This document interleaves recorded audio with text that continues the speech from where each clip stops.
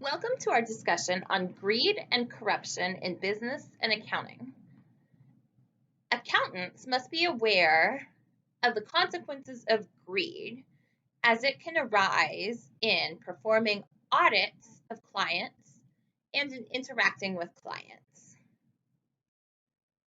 This lecture examines greed and presents certain circumstances where accountants might come into contact with the manifestations of greed.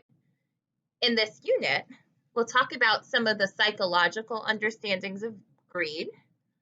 We'll talk about the different components of bribery, the most commonly encountered manifestation of greed, and describe the Foreign Corrupt Practices Act, the major legal prohibition against it. We'll also talk about other forms of bribery that are a little more subtle, such as kickbacks, referral fees, commissions, contingency fees, and impermissible gifts and entertainment. We'll also talk about insider trading. Accountants must avoid the appearance of subverting their decision-making skills to any other party. This means avoiding even the appearance of receiving a bribe or a kickback that would make them be less than independent. To illustrate, let's look at a tale of two auditors, a tale that involves a cap that was signed by none other than Phil Mickelson, a professional golfer who happens to be sponsored by KPMG, a Big Four audit firm. KPMG happens to be the financial statement auditor for the United States Department of Energy. The organization within the United States Department of Energy that selected the auditor and oversaw the effort that KPMG put forth toward the financial statement was the Office of Inspector General, who was led by Greg Friedman at the time. One of the KPMG auditors learned that Greg Friedman was an avid golfer and a huge Phil Mickelson fan. So when Phil Mickelson was in the DC area playing one of the PGA tours, they obtained a signed hat and presented it to Greg Friedman. Greg Friedman turned it down, even though the hat itself was of minimal value. Why did Greg turn it down? Let's look at some of the reasons.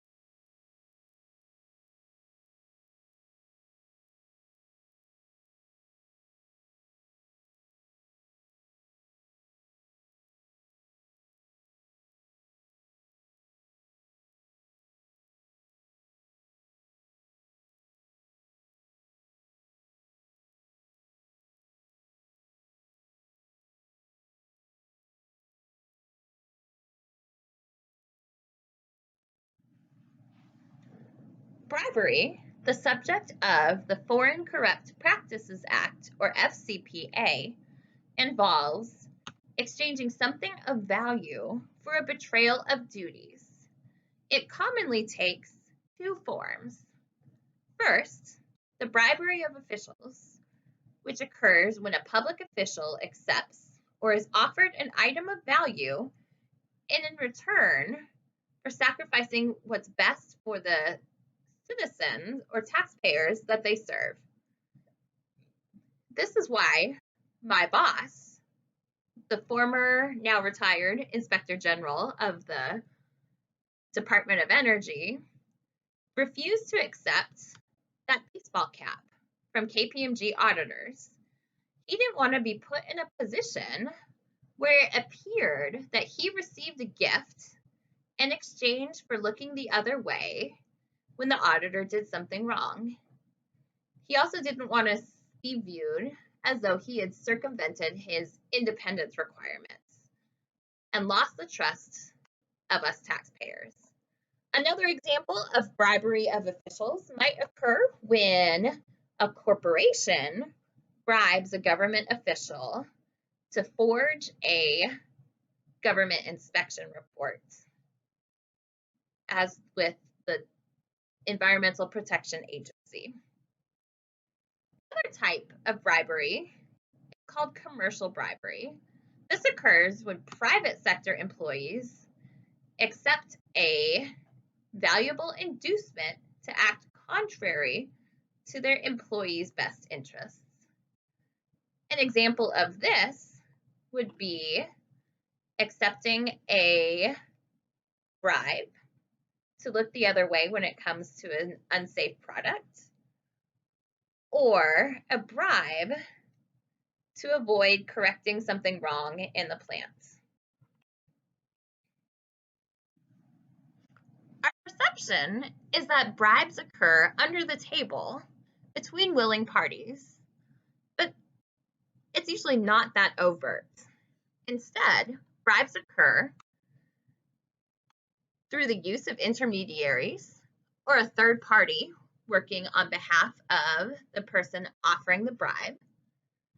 It's made to a third party, such as making a large donation to a family member's business, or donating to a political action committee that will sponsor a political candidate's campaign, or at the greatest risk for accountants and auditors, in conjunction with legitimate payments for goods and services. This is why auditors have a special duty to look at transactions made at less than arm's length in an attempt to try to identify situations where these payments might have occurred. The penalties for committing bribery are steep. Under the Foreign Corrupt Practices Act, persons or corporations who commit bribery can be subject to penalties of up to 20 years imprisonment, $5 million punitive damages per offense, as well as temporary suspension or permanent disbarment from doing business with the federal government. However, the FCPA does establish some cases where bribery in a form is okay. These include payments made to expedite the business relationship, payments made for travels, meals, and incidental expenses of governmental officials, and payments made for incidental gifts. In the first case, this is where a company agrees to build roads, to string power lines, or dig water pipes in a foreign country. By doing this, it enables them to do business in the locality, not necessarily to gain access to business. That's the difference there. The second, travels, meals, and incidental expenses are allowable payments provided they are reasonable and in line with what is customary in that tradition. And finally, small gifts are okay. If you brought coffee to a meeting with a government official, that would be okay. My former boss, the Inspector General, debated with the ethics and legal counsel of our organization, making the point that that baseball cap was an incidental gift, that it had minimal value, and that it was okay for him to keep it. But he lost. Because of the accountant's role in recording and reporting transactions, the FCPA establishes certain requirements for accountants. This includes sufficient record keeping, that is, accountants have to record transactions with sufficient enough detail so that a reasonable person inspecting the books wouldn't question what that payment was for. A journal entry to miscellaneous expense probably wouldn't cut it. Second, the FCPA requires internal controls to prevent and detect fraud. For example, this can include approvals and can limit payments, amounts, or persons. While not specifically required under the FCPA, the Sarbanes-Oxley Act of 2002 required that audit procedures substantiate the propriety of expenditures and detect illegal acts related to the presentation of the financial statements. We spoke earlier about how bribery doesn't come as in the form of a briefcase under a desk. It comes in other forms. Accountants should be aware of kickbacks, that is, the receipt and or sharing of benefits obtained illicitly, because kickbacks, like bribes, can be rendered in conjunction with legitimate forms of payment. Let's take a look at a couple of these forms. First, commission fees. These are payments received for recommending other companies' products and services to a client, or for recommending a client's products and services to others. For example, my mother, a tax accountant, is frequently asked for recommendations of bookkeeping software. If the company that prepared QuickBooks was paying her a commission, she could collect every time one of her clients purchased QuickBooks for their own use. Generally, as long as the accountant discloses such acts, they're legal and allowable. The exception being auditors. By recommending the goods or services of a client on behalf of their clients or to their other clients, they're jeopardizing their independence. So they're not allowed to do it.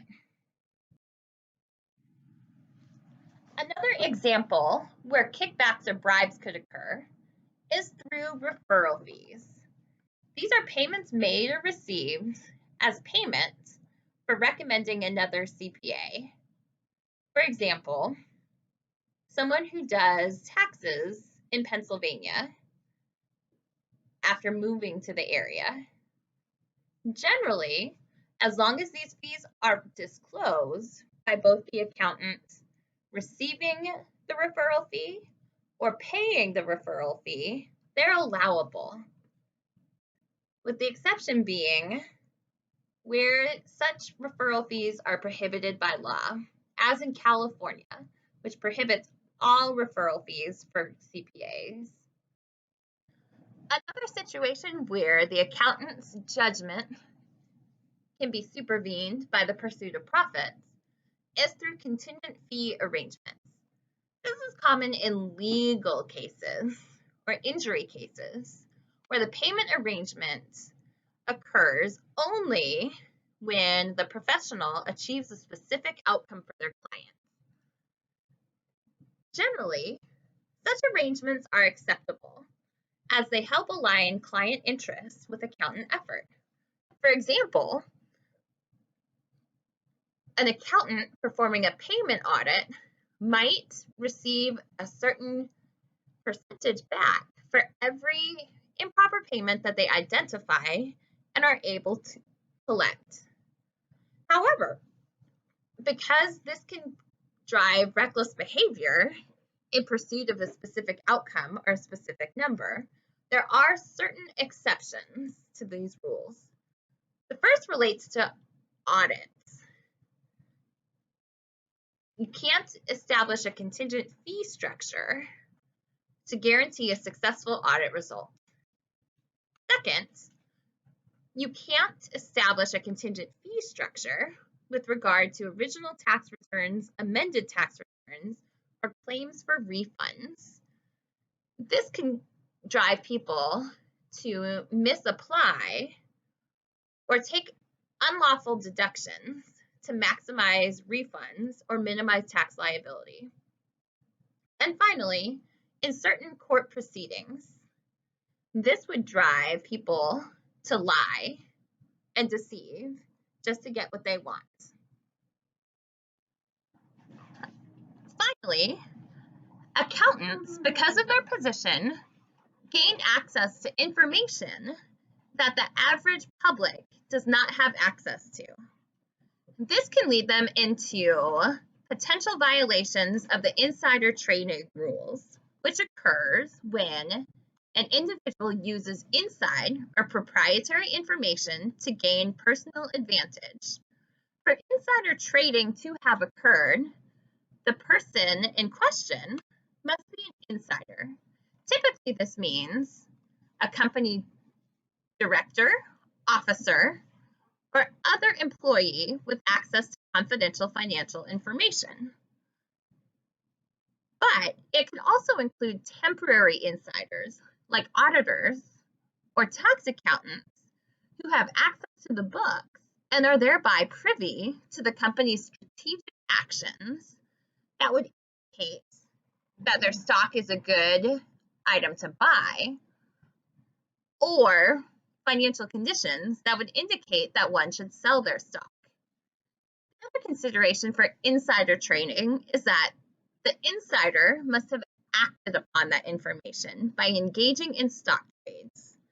Accountants can avoid this by investing in diversified mutual funds so that they're not privy to any one specific company, and by holding this insider information in confidence. We'll talk about confidentiality in another unit.